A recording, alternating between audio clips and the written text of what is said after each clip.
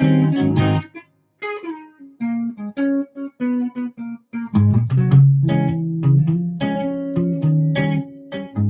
right, we're live. Welcome, welcome. Hi.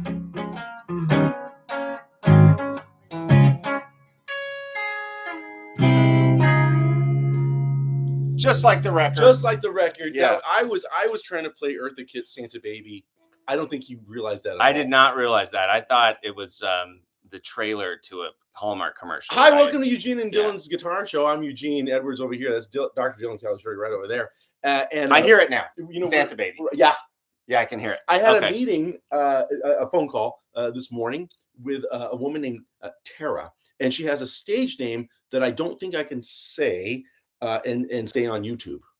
Tara. No. Don't even try. I'll tell you when we're off the air. Does it rhyme with a body part? It has a body part. Okay. I got you. Yeah.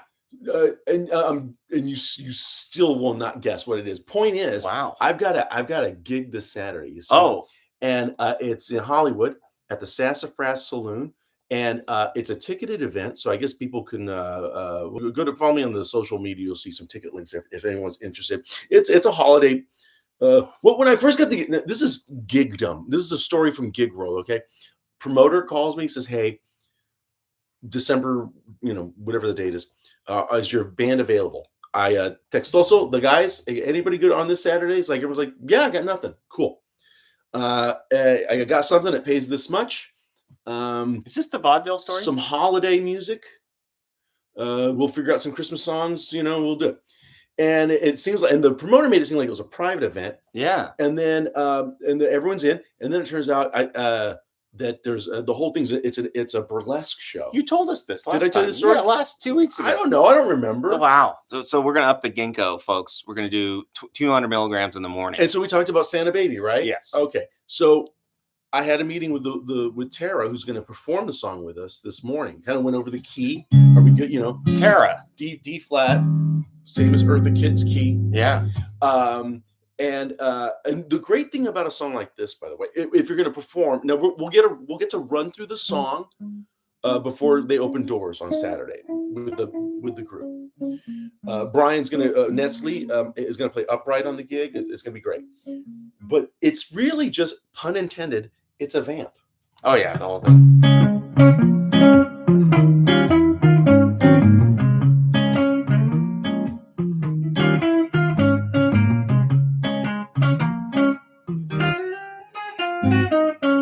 Something like that, yeah. So I said, here's the thing. Once we start, you're right. Santa Baby. Well, I said she can come in whenever she likes. Yeah. You understand? Like, we're just gonna do this thing over and over again, and we have no moves to make. The only time we do anything is when we stop on the 2 and the 5. Will there be other songs? This is the only one in which we're having one of the ladies sing with us. Right. Everything else we're just kind of doing. So, but what a great number. Yeah. Again, if someone, because she's going to be, she'll be disrobing and she'll be doing her thing, but she can take her time. She can, we can just go around. There's a bridge that happens twice. But other than that, and I can voice lead that. We just walk up to the, and by the way, for Christmas music, just link those secondary dominants as much as you like, right? Sure. Yeah, they're all over the place in every Christmas. No minor chords in the whole thing. That does align with Christmas, doesn't it? With the whole theme of Christmas. Tell the people why this is. Why does holiday music, I'll say holiday or Christmas music, why does it feature so many things like secondary dominants? Why does it feature so many things like secondary dominance? Or bridges that go to like a chromatic median, or have these chromatic movements, and it has all these great harmonic moves and these incredible melodies and these rich harmonies and great arrangements. Yeah, most of it originates from like the early 20th century Tin Pan Alley songwriting. So this would be like Gershwin-esque and Fellows after that, as well as Irving Berlin and jazz standards, American Songbook yeah, stuff. That was 32 bar song yeah, form, yeah, essentially. And so this is where they didn't have bridges; they had middle eights. yeah, Because it was going to be 8 measures long. right. The verse was 8 measures, and then you repeated the verse for another 8 measures. Then you had a contrast of some sort. Well, The things middle were 8 very much aligned to the format. So since they were going out on 78s or 32s, like Mhm. they would know how much time they want to have on a That's right. record to put That's on right. there, and then they would determine, okay, well, we write the song according to the format in Yep. many respects. Think about that. Now I've talked about. I know I've told the story about Electric violins, so we got that. electric violence. uh, where technology has always made demands on the art, and the Yeah. art has had to respond. And this goes back to, I know I told the story about when they first recorded field music. Basically, people from Appalachia and parts came to Bristol, Tennessee in 1927 to, these long songs were like based on old well, from Appalachia, I guess the Scots, Irish, Anglo. They're like these songs had like 20 verses because it was an entire saga, Right. a whole They were story stories almost. just to more kill than songs. time on Yeah. the porch. Yeah. And then they're cutting directly to wax cylinder. Right.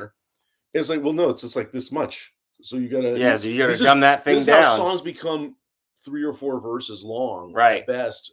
And that's in rural music. That's not even the Tin Pan Alley thing. I'm talking about, that's just an example of how folk music in terms of stuff that was of an oral tradition and it didn't come from conservatories or what have Right.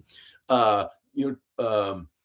They had to, I mean, in fact, I'm curious, like the 12 bar blues form is a good example of something that I, for all I know, and I don't know the history of this, maybe you do, but the 12 bar blues form does actually adequately fit. You can get multiple verses on a 70 on Well, it one depends side on of the record. speed, but Obviously, but I'm just saying, yeah. like 12 bars, like that much shorter than a 32 bar song form. Well, so think about it like this. So if we were going to play a song right now that's a 32 bar form, if we played the melody, played all the way through it, took a solo, a lot of times you would actually have to cut that form in half and get back to the melody to keep people's interest, because they weren't, this was pre Roy Ayers and the free jazz period here. Oh, yeah. So, people weren't. You're talking Louis Armstrong. Yes. Yeah. So these were short bursts of solos. And so 12 bar blues, basically the format of it allowed for enough deviation from somebody singing into a melodic phrase on an instrument and back to someone singing. So it was a really, in a sense, it's still information technology because it's what you're spitting out on. You're talking through a voice where everybody's going to hear you talking through an instrument, And also, and I thought Tin Pan Alley was a cartoon. Funny. I wonder if it was a cartoon. It may have been, but Marilee had a question a couple weeks ago about bridges, about like, if you're writing a song, how do you know where to go for a bridge when you're writing? And I actually developed a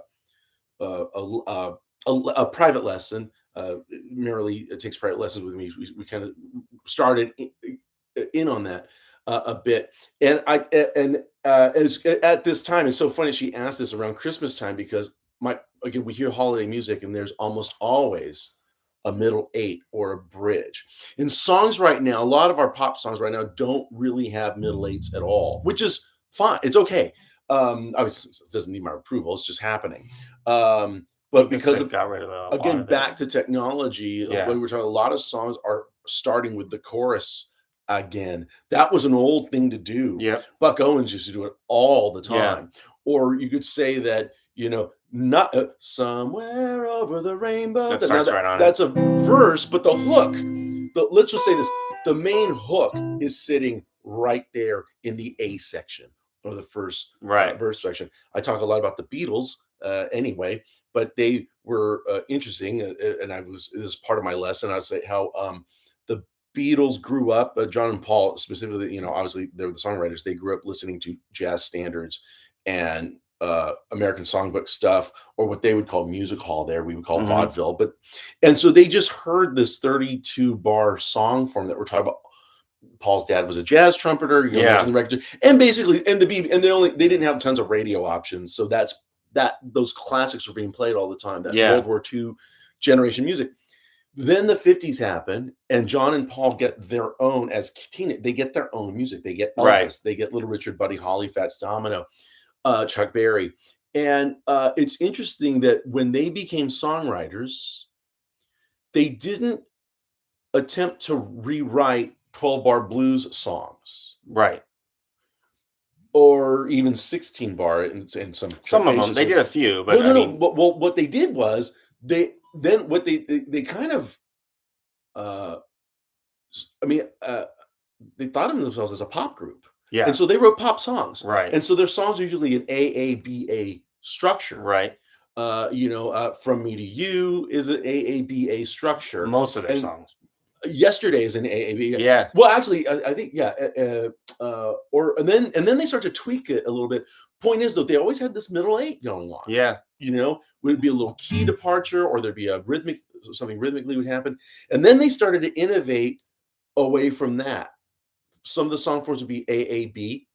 Yeah. Or be ABA. Especially White Album or even Sgt. Pepper's. A little even before there. But here's what's really cool.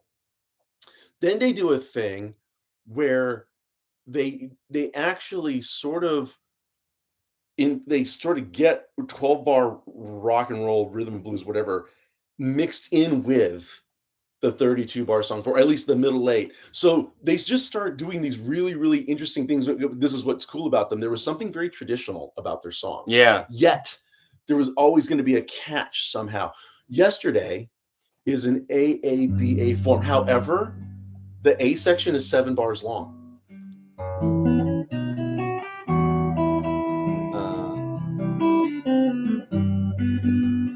Yeah.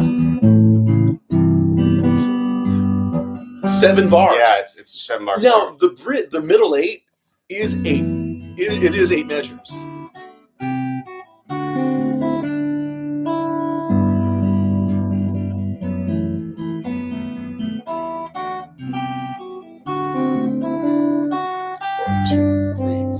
And then now we're back to 7. So kind of off kilter, but sounds like an old jazz standard in some ways. A lot of look at the Eric, yeah. I thought he was asking for ABBA. Well, we could do. She's a dancing queen. Yeah. Oh, is that the Rocky? You can dance.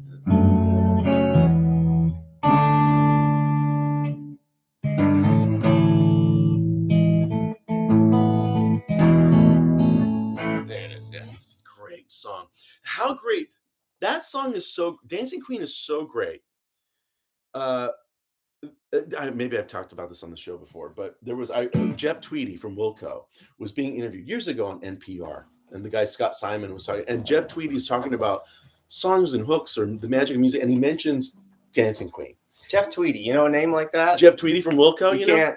Yeah, and so what happened? So then the interviewer, he kind of laughs, goes, it's odd you say this, because a couple of months ago, I was interviewing Bono, and he too, unprompted, brought up Dancing Queen. He says, "Is there a secret society of rockers who are closet ABBA fans?" And Tweedy takes a pause, and he just says, "Have you heard it? Like, what closet? Dude, how do you not love this song?" I'm not in the closet. And Tweedy points out they are so confident in their hook that they start the song halfway in their chorus. Yeah. You can dance. This is really halfway through the chorus. Yeah. You can dance. You can light the time of your life. That's how a lot of actual songs used to start. They would do an 8-bar intro. Yeah. Church songs. They start a lot. I'll tell you what. This is also a very classic honky tonk. This is a country thing to do, where the song will start in what we would call the back half of the chorus. Yeah. Usually right around where the last. So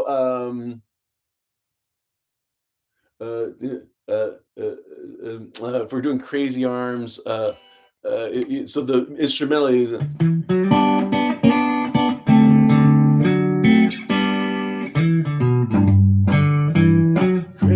then the song starts. And then we find out that, oh, that thing we heard at the very beginning, a steel guitar or a fiddle played the melody of the last Tells you line what of the you're going to chorus. hear It's coming a little up. preset. I mean, that continued on, like Kiss by a Rose does that. Da da da da da da da da da da, which is only the second half of the longer chorus. Yeah, like so that's continued to be a tool because these songwriters are thinking modularly nowadays, and I think back then they were just sort of like, well, this is how. When you're jamming with people, what do we do? Do the last 8, or maybe they wouldn't even say that. Right. And it's so funny because on the big screen that the people can't see is you've got a Logic Pro thingamajigger session up. Yeah. And we've seen this, or in Pro Tools, maybe some of you've seen this happen where we say songs are modular. People will highlight a chorus. Yeah. And then just copy and paste it. And that's how you repeat the chorus. That's now we don't shine upon that though here. There was a version, but some at records Rexaroni Studios sometimes using actual magnetic tape. They would do very similar things though. They would splice and cut things, and you could tell. I think the Letter by the original version by the Box Tops. That song. Write me a letter. Oh yeah, got time to get a fast plane. The original, not the Joe Cocker one, but the original by the Box Tops. Yeah. It was so short. They're just that's the Joe Cocker. That's the Joe Cocker one, yeah. Oh yeah. It's so short that they actually just double the song. They actually made a copy of the song and they double it to get an extra chorus. Yeah. When that's kind of where the sound of the airplane. They just had in an audio vault somewhere, sound of a jet. They put it in there and it kind of helps cover the splice. Yeah. And then I mean, it's pretty brilliant, but it's no different. But I just say it's like, is it cheating? Yeah, it was no different than like copying and pasting. I mean, it's Rory, mentioned scrambled eggs. If maybe everyone knows the story now that when Paul first wrote Yesterday, what he had was the melody and the chords. Mm-hmm. He didn't have lyrics, but it was a trick that John and Paul would do was they would just put in dummy lyrics as placeholders, so you wouldn't lose the melody. So you just kind of that's what I do for every song. You? Yes. Do you? Okay. Pretty much every song. So it makes, and so it's very funny though when the original lyric sheet for lyrics, him just scribbling down it's now in a museum in London. And there's like a coffee cup stains on it and stuff, like it was clearly, and so it's sort of scrambled. It's like he was at the breakfast table, and he, and in the Get Back documentary, you see John Lennon giving George Harrison songwriting advice, and he's telling him, don't stop writing just because you're trying to solve a lyrical issue. No, just put in dummy lyrics. Yeah, so that your flow is going, because your middle eight could be coming, or another hook could be coming, or something other ideas maybe around the corner. You want to lose that, so and then John says, just put in banana pancakes. Put whatever you had for breakfast in there. I think the Beatles were very food oriented when they wrote. Apparently, they were keto as well, because I'm not hearing a lot of carbs. But one thing I was going to say is, Dylan's working lyrics. Well, I don't want those lyrics to be audited, but I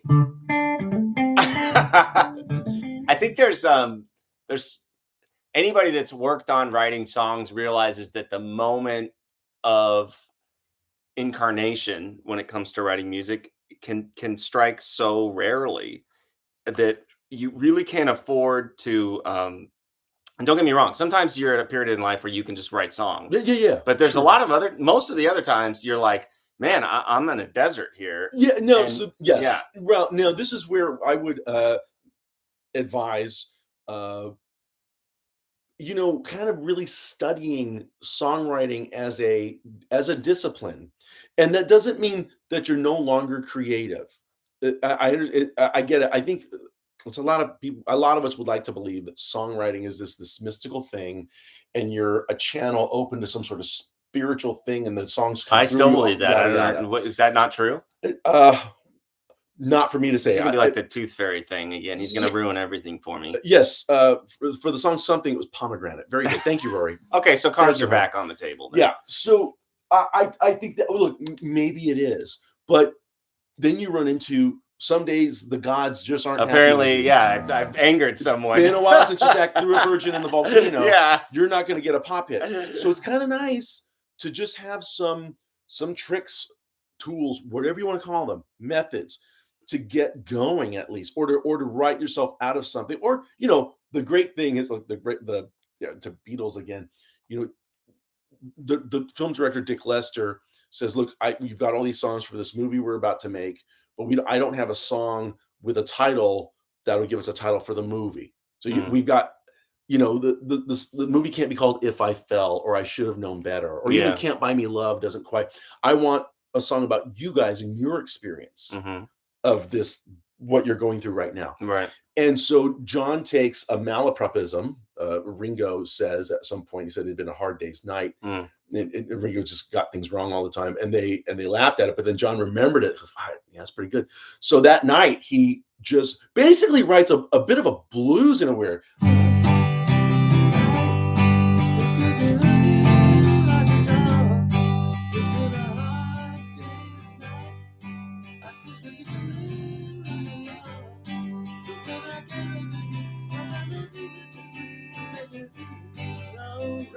So he's got the hook in there.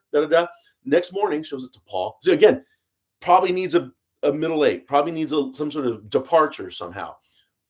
Paul, I've got this. What do you got? And Paul, why is it just like? By the way, is a good example. Your bridge, you can stay diatonic. You don't have to like move into a different key or anything. Right. What Paul probably realizes, well, you've used basically 4 chords in the key of G, including the flat 7 chord of F. So there's still some chords left over. So Paul use the 3 minor and the 6 minor, which we haven't heard yet in the song. Everything seems to be alright when I'm home. And then just go to the 4, to the 5. Yeah, it's been and hands it back to John. It's pretty nice to have a songwriting partner. Yeah. To just another. And by the way, the narrative of the song didn't change. It's not, on the other hand, necessarily. It could be from the same narrator, although the voice changes. So you just kind of get this nice kind of, they didn't wait to be struck with lightning. It was like kind of written on demand. Well, that's why it was 6 years of that level of success. Output. Yeah. Yeah, of course. Because like it's not going to be, and think about this, all of the sort of disruptive bands, technologies, whatever, have always sort of moved fast and broken things in order to and for better or for worse, by the way. But sure. And I think that's something that you can definitely attribute to. We didn't work out this shirt thing, by the way. Oh shit. Yeah. Wow. We didn't. I mean, hey, a malapropism. It sounds like something you would want to go to the doctor if you've had one for 4 hours. I think that's what's wrong with my shoulder. Yeah. I've got to get an X-ray. I swear. I honestly. So my shoulder. I don't know why we're talking about this. This is so not guitar, but no one's asking us anything. I don't think. Well, right? No, he asked about pomegranates. I answered. It's to the point when, I had to go to the. I was a little Christmas shopping earlier today, and you go to the parking structures, and you got to take your ticket, and that's out the left-hand window. And so if I'm at a bad angle, I actually think about maybe I should just turn around and not. Yeah, maybe you just shouldn't shop because reaching behind. You got frozen shoulder, pal. I cuss up a blue streak. You got frozen shoulder, man. Who's had frozen shoulder out there? Tell him. I don't know what that is. I think it's my rotator's cuff, and I don't think I'll be starting pitching in the first third of the season. For what did you win an Emmy? For what did I win? Yeah, Marilee wants to know. Oh, for a song that was on a Netflix show that I was involved in with a writing team. And seems a little cagey with that answer. No. It's called American Citizen. Baby Rexay. Wait, I'm sorry. Baby Rexay. Baby Rexay. Yeah, that's okay. Gotcha. Sang on it, and yeah, that's it. I was the. We're too entertaining for them to think up questions. That just seems real. So, by the way, I was learning Santa Baby this morning. Yeah. Just thinking, because in the Eartha Kitt version, strings really are the ornamental instrument in the record, if you will. meaning at the end of every verse. Yeah, the sweetener. And then the strings do something for 2 bars. Oh yeah. And so one of them is Is it one string or a whole like? no, it's a whole section. And then there's usually some sort of tension chord Right. setting up the next turnaround. But one of those passages, in my brain, I was insisting on some sort of chromatic. Like I was trying to, and No, it's not. Just play the major scale. Yeah. And, with the sort of a limericky style. Yeah. It's the major. But you said something years ago, stays with me. And I mentioned it to students. All scales are melody. Right. Or there's a melody sitting in a scale. So back to, way to go, Dylan, on the Emmy. I'm sure more will come. Yeah, no, I doubt it. But I mean, it was 2020 or it was. Thank you. It was a while ago, and that was totally unexpected. By the way, I had nor did I actually go to the ceremony or anything like that. Oh my God! So my friend Adam Grimm wants to know, and I said, "Is Hard Day's Night still a good song if lyrics to Super Trooper were used instead?" So Adam Grimm he's a prankster, and I've known Adam for decades. I met him before I even moved to Los Angeles, and he is the owner and proprietor and the maker of the fabulous line of satellite guitar amplifiers. Really? Go to Satellite Adam. Amplifiers. I'm blessed to have one. I care for it so dearly. What kind of an amp is that? Well, the one I have is, I believe, the neutral. So a lot of the amps are named kind of like this atomic age name. So there's the Neutron, there's the ATOM, the Atom, which I think was after Adam Grimm.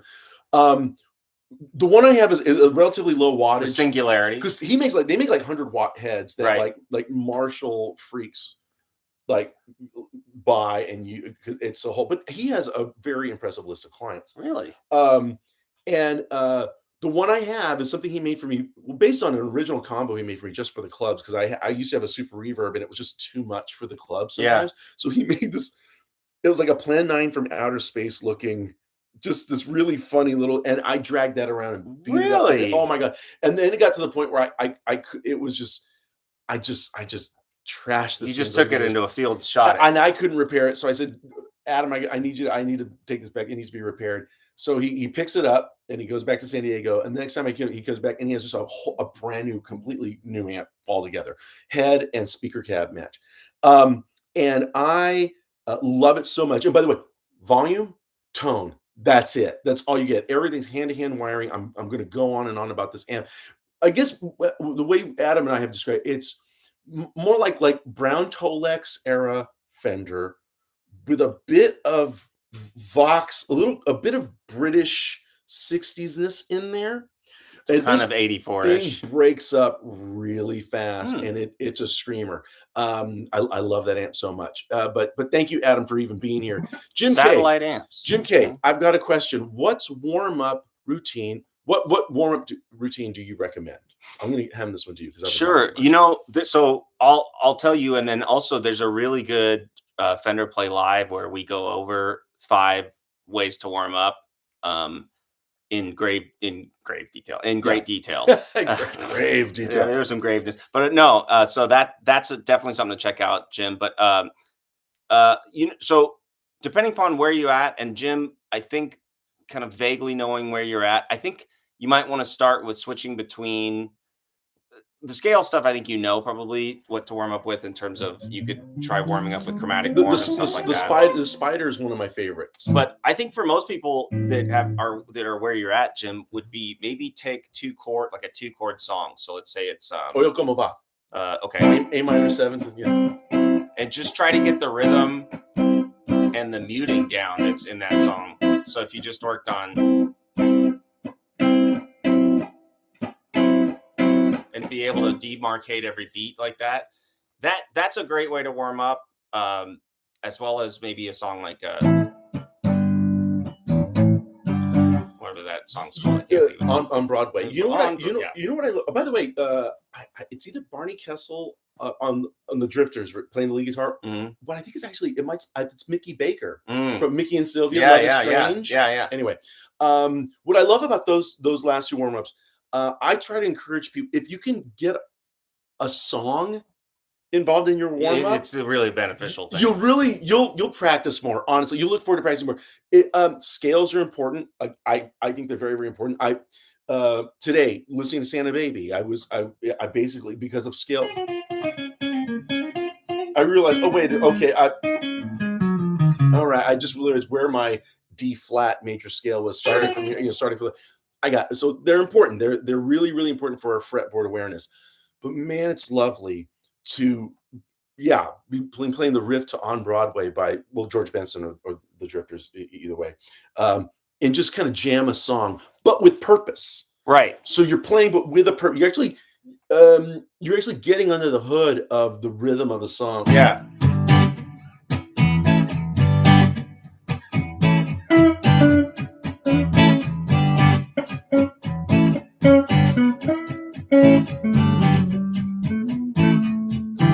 See how my right hand is still doing the same eighth note pattern, but the fret hand is deciding when to mute or fret the chords. And then if you have a buddy, they'll just be just doing their thing. Yeah. Okay, but I love you too, Adam. By the way, no, and Adam, if you have frozen shoulder, then we're still in sync, buddy.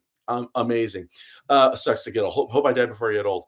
Too late, Mr. Townsend. You guys need to do some wall angels. That's right. What chord? And then Rory, I think we've got a beetle nut on our hands here. Which Rory, you're my buddy. What chord do they use to start Hard Day's Night? That's a trick question. It's very, very much a trick question because they have several instruments. They have two guitars, a piano, like a banjo bass, or something. There's like a ton of scrap in there. They really are all hitting separate things. Yeah. So people take stabs at naming that chord. And here's what I will say about my answer to this is that because to answer that would involve music theory. I think it's a seventh chord. Well, here it's a it's somewhere between like a dominant seventh, like a G, and it sits between an F and a G major. It borrows from that. Well, so one way sometimes I will do this. Oh, because you hear the F in the bass. Well, on the piano, but Paul is actually playing a low C on his bass, which so now you have a root and fifth of an F chord, but you're also it's just there's a lot of different to play it on one guitar is simply not possible. This is before they come in. It's been hard. Right. Yeah. Right. This is something they did. It's a splice. So that's a splice. Yeah. Really? Oh, yeah. That's why it's so abrupt, huh? Oh yeah. I mean, there's a different set of plate reverb. This is why there could be aliens, because I keep getting blown over with a feather. Now, but here's the thing. To answer that would involve music theory. We need to all remind ourselves that they were not thinking like that. No. I'm not there. But the point is, music theory is just that. It's all just theory. It's not a science. Oh. So I could, even if I sat and named the chords, like it's an F, or it's a G sus with a dominant seven, like I could do that and eventually get it correctly. I could name all the notes in there and come up with a name for it. Dylan could name it a completely different way. We're both accurate. Inverted blah blah. Yeah. Inverted blah blah. It's a contextual science, meaning like it makes sense within a key. The whole reason we put names to any of these notes and chord changes and everything is just so that we can communicate. Yeah. Hey, I'm gonna play a 1, 2, 5 vamp in D flat.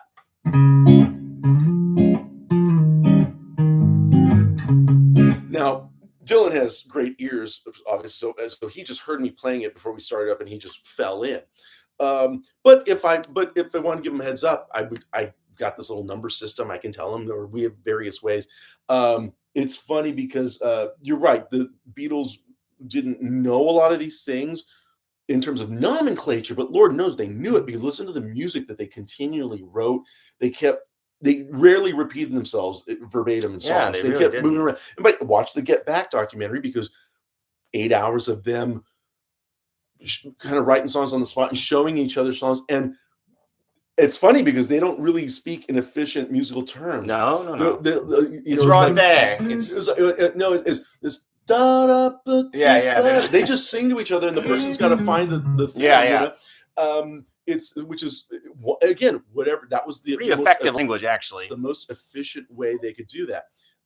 C major pentatonic can be a scale and a song. Well, sure. Well, yes. In fact, well, that's what's so brilliant about who wrote the Sound of Music stuff. Is that Rodgers and Hammerstein? Yeah. About do a dear, a female dear, Ray. I got it. And so that song it's almost meta in a way. Yeah. That it's a song about the major scale, and it's built and it's sung in the like each line is based on the major scale, and it keeps going. Do you guys remember the Homer Simpson version? The stuff to buy my beer, Ray, the guy I buy it from, me, the guy I buy beer for, father, this is to the store, so let's have another beer, la la la la la. And then T, no thanks, I'll have a beer, and that brings us back to dough. God, those people, those writers are just so incredible. By the way, can amazing scene.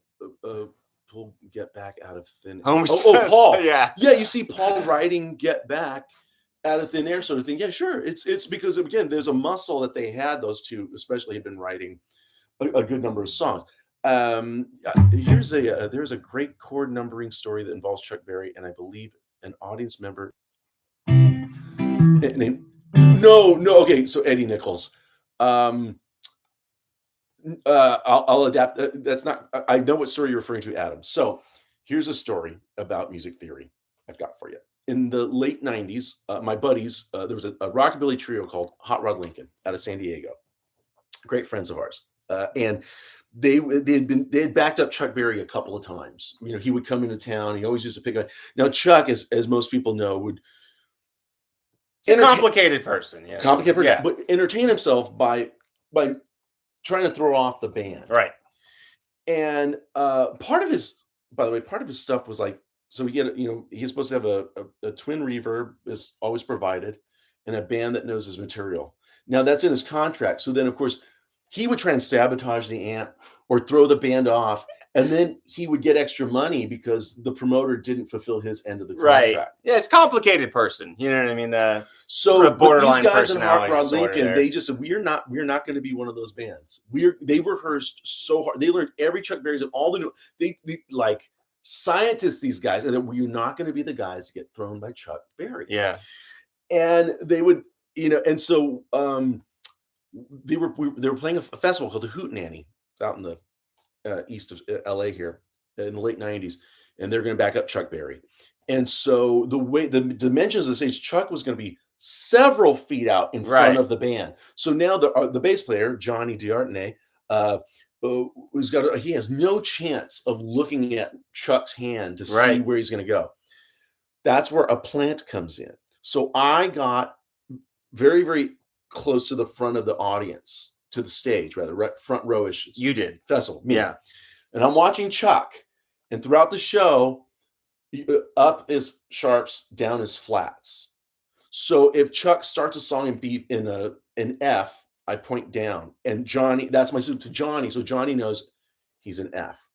Now Chuck would change keys halfway through a song to throw the band off, and if he did, I would indicate to Johnny he went to A. He went to B flat. And so Chuck would do it, and in a second, the bass player is now where he went, and Chuck kept getting kind of like. And about like a third into the set, Chuck just drops the game because he feels like, I don't know what's going on back there. It just entertains does a great show.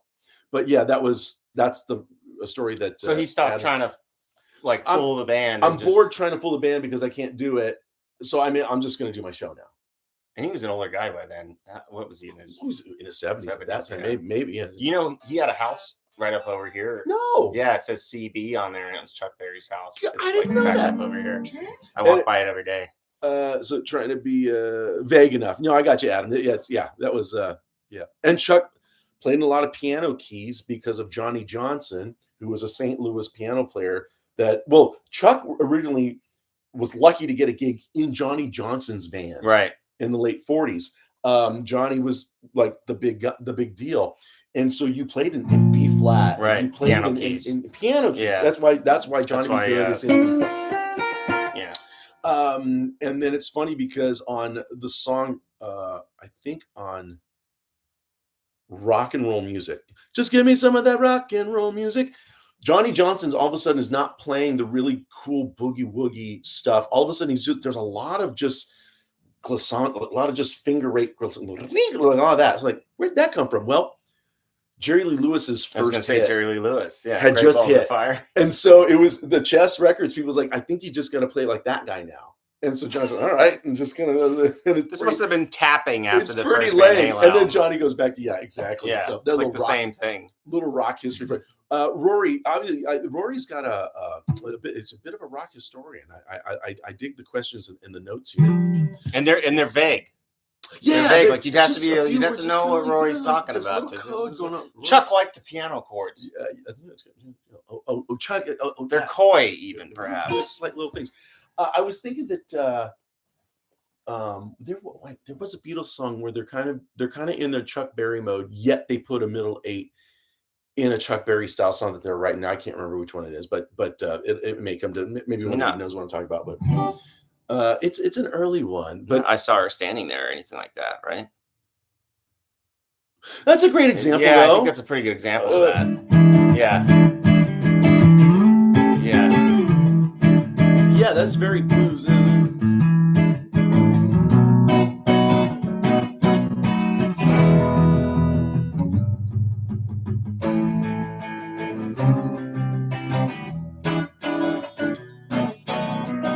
that you can say that's the whole eight. That's a verse and chorus but then there's a middle. Well, my heart. 2, 3, 4, 3, 2, 3, 4, 4, 2, 3, 4, 5, 2, 3, 4, 6, 2, 3, 4, 7, 2, 3, 4, 8, 2, 3, 4, 9, 2, 3, 4, 10, 2, 3, 4. So it's a 10. It's a middle 10. It's a 10. This is where who does a 10? By the way, this is where I think it's more of an American thing. Yeah. That we started to refer to bridges and not middle eights. Yeah. I think it's more of an Americanism that we just call things a bridge.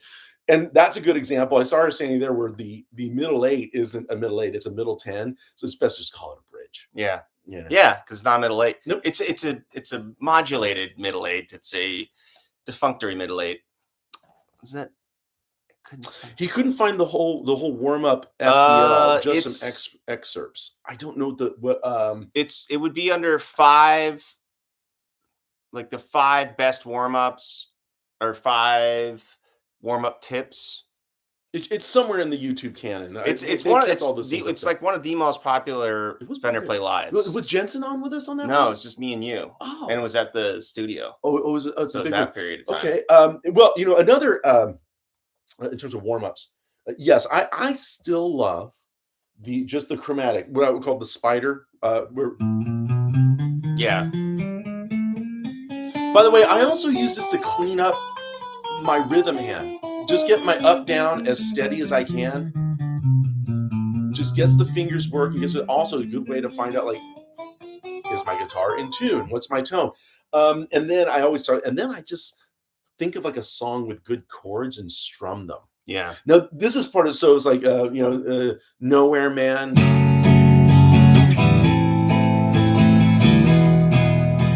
And this is also a good way just to kind of get the whole guitar involved. Also, like my intonation of the guitar. Are you in shape? Is something I tuned it up, but then like if something's, one of the frets, when something's ringing a little sharp or flat, usually sharp, time to take it to get set up, or maybe you do your own intonation work, but also just check in with the instrument as well. And so some of these warm-ups have more than one purpose. Good point. I just warmed up with She Sells Sanctuary by The Cult. That's basically just 2 strings. I'll tell you what, I did the lesson on how to play She Sells Sanctuary, like the chords. Mm-hmm. And I get the email, what my song's going to be, get the lesson plan. And all I could do was stare at She Sells Sanctuary. Because if I don't, we're going to have to stop the tape. I have to, because that, you guys, it was hard to talk Sanctuary. Sometimes. She Sells Sanctuary. She Sells Sanctuary. Look, the song is D, C, but She Sells Sanctuary. She Today we're going to sells- be learning She Sells Sanctuary by the band. Yeah, exactly. Just getting the. You want to put emphasis on the syllable. She sells. Susie sells. She sells. That thing. But so that. But yeah, right. Even a 2-string warm up. And Billy Duffy just says Sanctuary. Yeah, let's just say Sanctuary. I mean, because exactly.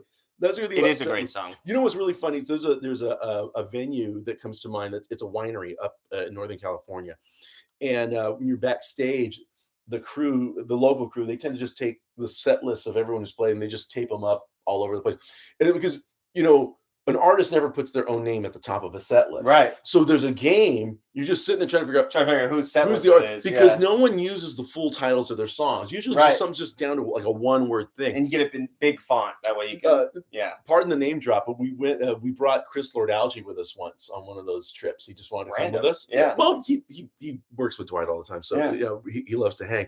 So we bring, and he's the one who said, well, what you do, he's so Jersey. What you do is you look about the third to the last song, because that's gonna be the hit. And he's right. We were all like starting at the top, and he's just his eye was going like third to the last one. Well, he's done enough discography to know better. Hey, if you ever want to get good at mixing, start with Chris Lord-Alge stuff, because it's as much of the Al Schmidt kind of like traditional way of thinking about mixing. I'm sorry. Yeah, tell me. How does he have an outsized influence on how things like I associate him with sort of the beginning of like things getting bricked a bit. Yeah. Or I don't know. That may not be fair, but I just know that the first time I ever came across his name was My Beloved Replacements, their song. And it was slammed. And I'll Be You. You Be Me for a While and I'll Be You. That was on the It was louder than everything else. Well, I remember just like it was a proper radio hit, which I never really had. And I remember thinking, I can hear the bass. Yeah, right. Or I could it just sounded like a real record. And he was hired by Warner Bros. Just to mix just that one song. Wow. He didn't do the whole album, just one song. And he did the job that he was asked to do, and he clearly did it well. But that was in 1989. Oh yeah, no, and his brother's been doing it for a very long time. Yeah. I don't know who came first. I don't know. But so when he says bricked, what he means is when you're looking at a piece of music on digital transients. So when you see a song, sort of, if you dropped a song into a session, you would see the transients, and if the compression is so strong that there's just no space, it just looks like a brick of data. And so I was like an extremely dynamic recording, usually an older one. If you looked at them, if you dropped them as a sound file into Logic, or even what's the one what's the Digital Performer? No, or Pro Tools, or what's the one that comes in all the GarageBand? GarageBand. There we go. You'll see the song. Like sometimes it's just it's like loud parts and then quiet little parts. Right. And there's all this going on. That's dynamic variability. Now, when I do every week I do a radio show, if you will, a podcast called The Know-It-All Hour, and it's an hour long, and I roughly and I just play records I like, new ones, old ones, and I'll do a deep dive and tell the background on something, or maybe read an essay from our friend Elizabeth Nelson, or great rock writing, if you will, music journalism. And then I have to make the show into a single file for streaming purposes. Always very interesting, because I'm seeing songs from across you're seeing really genres and decades next to each other. And if I have The Letter by Joe Cocker as one song, but then a new song by anybody, honestly, it's gonna be really hot. And it's like the new songs you can pick out like that, because it's just one big brick of information. Mostly. Now, this is also mixed for little AirPods and computer speakers, and how a lot of people hear songs now. You're pretty much going to be the compression is going to be so, because I don't know if everyone's going to hear an extremely dynamic recording very well now. Because things are so well. Okay, to go back to your Chris Lord-Alge thing. So Chris was, first of all, when Chris came out, or when he really, one of the reasons he's, first of all, because he's really good at making impactful mixes. Whether people like the type of music he's most associated with mixing or not, this guy has probably the most prolific modern mixer of our day. Yeah. I mean, it's so funny, because I'm sorry, but it's just like it's like we just kid around with the guy, Yeah. and I lose perspective that he's like really, that really. it's CLA. It's CLA. His name, like, anyways, if you have an acronym for a name, you've reached that sort of Prince status where you're a Yeah. symbol, the artist formerly Because known there's as Chris outboard Lord-Elgin. gear that he Yeah. just, like, they sell stuff. It's the CLA yada yada. There's literally okay. So, but he was known for like not taking bass out of the guitars, panning them, just doing everything left, right, center. When it got really unpopular for a while to do LCR mixes. Oh, really? And so like, yeah, because there was quite a while there where, especially in the 80s and early 90s, where it was like, we've got Dolby's been around for a while, and we're really trying to make, like, pre-immersive sound at this point. And LCR mixes meant there was a guitar jangling over here and a guitar jangling over here, and ne'er the twain did they meet. Gotcha. And so one of the reasons his mixes are so impactful is because everything that's in the center is always kick, snare, vocal, like these sort of beat and sort of syntax elements, and the guitar and pianos and everything else. The colors. Yeah, those are all panned all the way to the sides. Interesting. So not even just like, and also he wasn't afraid to leave bass in stuff. And the 80s, there was a period of time, and put the kids to bed. Oh, yeah. Known as the cocaine mixes. Now, okay, yes. There's also go on. There's more. There's a couple more reasons than simply the drugs. I think involved in that. Yes, cocaine obviously very cocaine prevalent. Is a hell of a drug. However, 1974 OPEC, tape becomes really expensive. Yeah, it gets hard to get. And then also to make the vinyl. Vinyl's the recipe for making the hardware on which very flammable thing. Changed. Albums got much thinner. They started doing like literally thinner. And sounded shittier. By the way. And so when CDs came out, people were like, "Oh my God, this sounds so much better than albums." And that wasn't untrue, but that's only if you had been listening to albums pretty much made from like 75, 76 into, well, actually, once we get into the early 80s, that's when things get literally Those are called thinner. DTM albums, or direct to metal, because they were mass produced albums by a huge machine. And then the market, like, we need, like, Journey's Escape album, like, we need to ship so 40 much million at the beginning. Of them, So that mixed with maybe people losing a lot of stimulant abuse. Point So in the 80s we got. So you have those two. Anyway, so he's got all the bass in the bass, and he's got a bunch of bass in the guitars too. By the way, he doesn't notch them out. And so whether you like it or not, a great example of CLA's mixing is like American Idiot. Yep. And so you may be like, I don't really like that. It's not my thing. Just listen to the mix, though. I'm not talking about the song. If you don't like the song, it doesn't matter. Listen to the mix of it, because you'll hear, like, that's why that album was so good in many respects. Like, without that mixing, you're going like, I don't know, I hear a kind of a punk rock thing happening. Yeah. With the mixing, you're like, I hear a roller coaster of dynamic emotion happening. Yeah. Right? By the way, you know what I mean? The thing, I can say this about CLA, maybe some of you guys have seen footage of him, or like, he's a very visible person, but he's a very dynamic person. He's a really nice guy, funny and nice and generous. Gives you his time. But he, when he's mixing, he's physical, like he's running. I mean, he gets into it, and the way he speaks is dynamic, and it makes sense to me. That's like, oh yeah, this is the guy. So I'm like, he was in bands when he, younger, he played bass and stuff. Personality, yeah. So like, this is the way he got involved in music, the way he reacts, how he's responsible for music, plays music, what have you.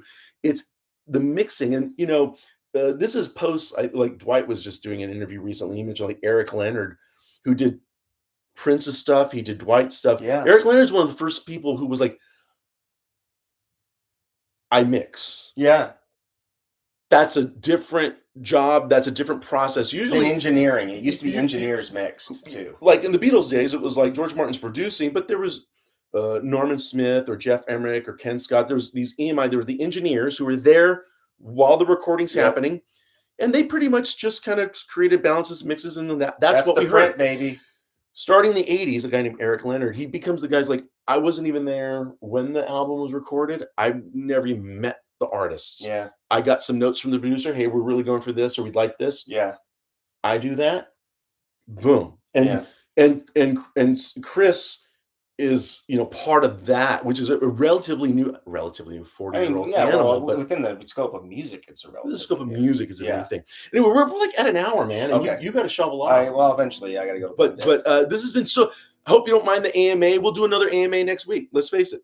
I thought that said monotriglycerides. Rory is a total Mono history. recording. This is Rory. Okay, so Rory, you're like a German Baptist. someone after my own heart. So I still contend, though, mono is still the most difficult to do. Think about it. You want to create a sound picture. You want something on a song, on a record, when you're doing a mix. Now you only have One channel. You just have front and front. Like, well, you still have the stereo of the mono field, so you still have like time-based effects. Time-based effects, yeah. Exactly. Yeah. But think of, I on my radio show, I tend to, if I have the option, I tend to play mono mixes of things. Yeah. The punctuation of it,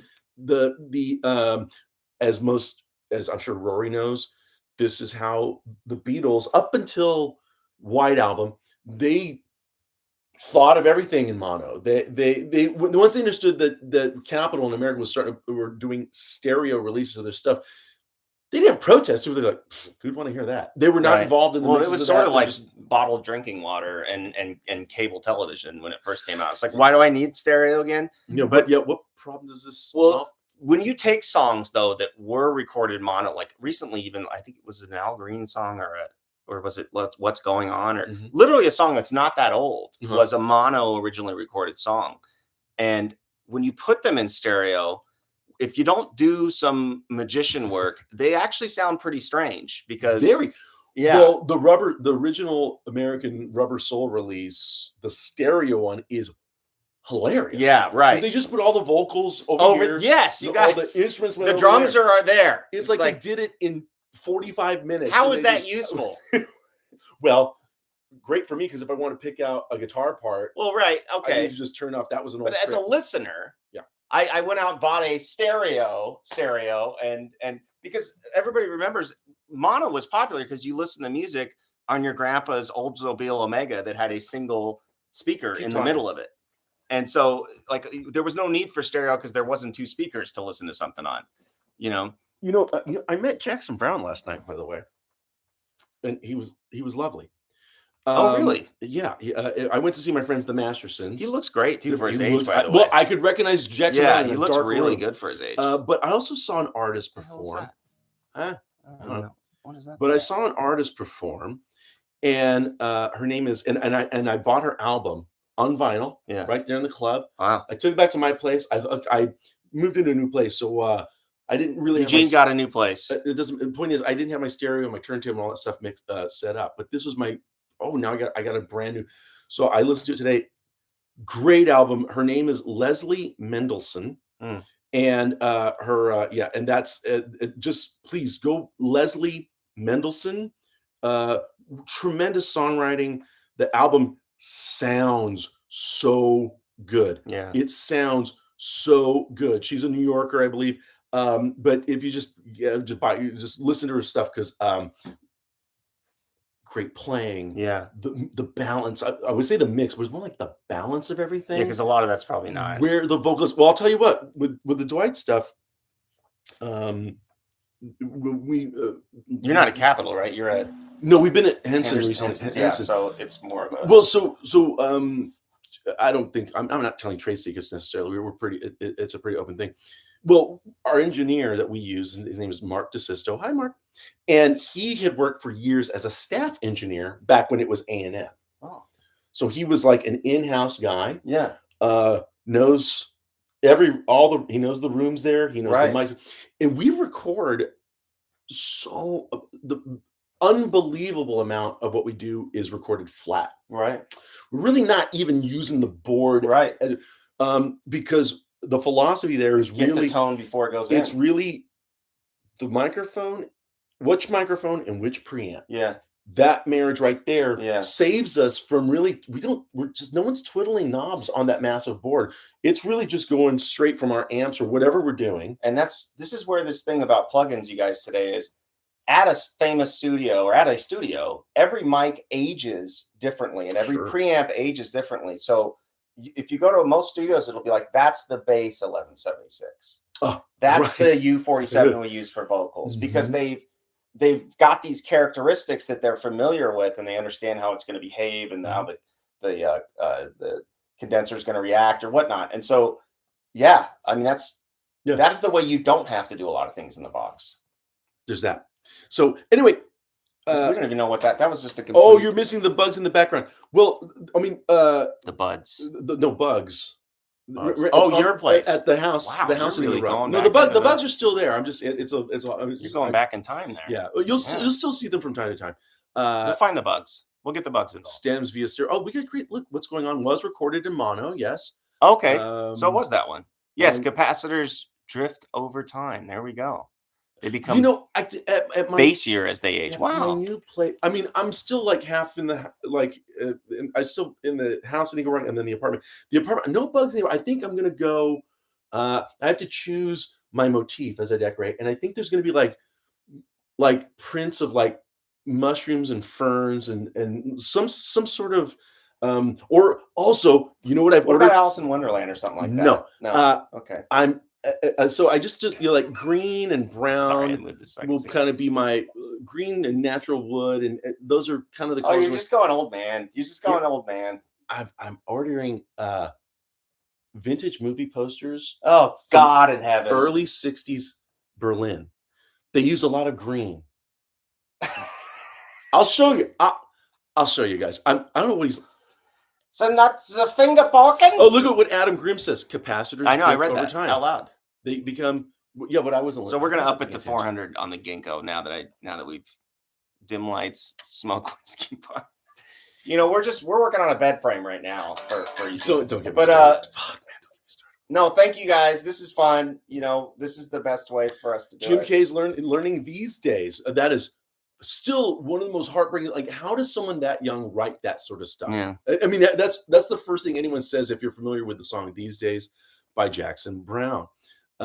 They have used Peter Jackson equipment to mix early Beatles albums like Revolver. Yeah. I've seen that. I'm not so sure how I feel about that. To be honest. I don't know either. Yeah, he was 16 years old. Son of a gun. Son of a gun. Anyway, all right. I'm gonna get out of here. All right, boys and girls, have a great night. Have a great night. We'll see you. We'll see you next time. Wait, what day of the week? I think next is it Wednesday is like Christmas or actually something? Christmas. Okay, so maybe we shouldn't do a show next Wednesday. We'll be competing with Christmas and NFL. So people seem to enjoy those things. Enough reasons. And then the Wednesday after that is New Year's Day. Are you around? I think so. All right, we'll talk. All right, just keep an eye on our social media. We'll let you know when we're doing the next one. So, all right, see you guys. Have a great. No, we're not really doing a show next week. Have a great holiday. Just figured that out. Bye, guys. You wrote it. Yeah. Jackson Browne. Isn't that